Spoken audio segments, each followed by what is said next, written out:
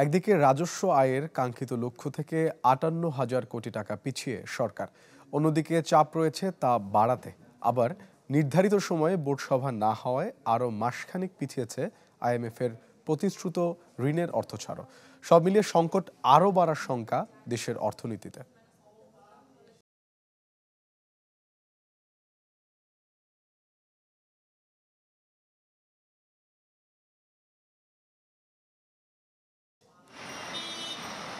৬ মাস পার হলেও এখনো অর্থনীতিতে স্বস্তি আনতে পারেনি অন্তর্বর্তী সরকার।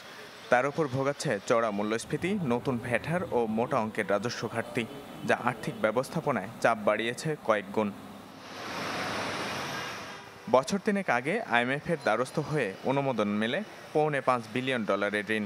এরই মধ্যে সেই অর্থের ৩ কিস্তির ছাড় হলেও আর্থিক খাতের সংস্কার সহ বহু শর্ত পূরণ থেকে দূরে বাংলাদেশ। এছাড়া অর্থ বছরে ৬ মাসে রাজস্ব ঘাটতি প্রায় ৫৮,০০০ কোটি টাকার। কাঠামোগত সংস্কারের মাধ্যমেই, সেটা প্রশাসনিক সংস্কার হোক বা ট্যাক্স পলিসি সংস্কার হোক, এর মাধ্যমেই বৃদ্ধির পদক্ষেপ, সুনির্দিষ্ট পদক্ষেপ এই সভার আগে নিতে হবে। আসলে ৬ মাস আগে আমাদের যে বিভিন্নভাবে আমাদের টোটাল রিজার্ভের যে ক্রাইসিস ছিল, সেগুলো আমরা ইমিডিয়েট ১ মাসে ২ মাসে এক্সপেন্ডিচারও আমাদের ছিল না। তখন আমরা একটা আতঙ্কেতে ছিলাম। আমরা জানি যে এখন যেটা আইএমএফের ফান্ডে যেটা দরকার আমাদের উন্নয়ন বাজেটের জন্য বেসিক্যালি, এবং উন্নয়ন বাজেট যেটা সেটা ১-২ মাসের তো এদিক সেদিক হতেই পারে বছরের। এরই মধ্যে শর্ত পূরণের পদক্ষেপ হিসেবে শতাধিক পণ্য ও সেবায় বাড়তি ভ্যাট আরোপ করে সরকার। এখানেও শঙ্কা তৈরি হয়েছে বড় মূল্যস্ফীতির।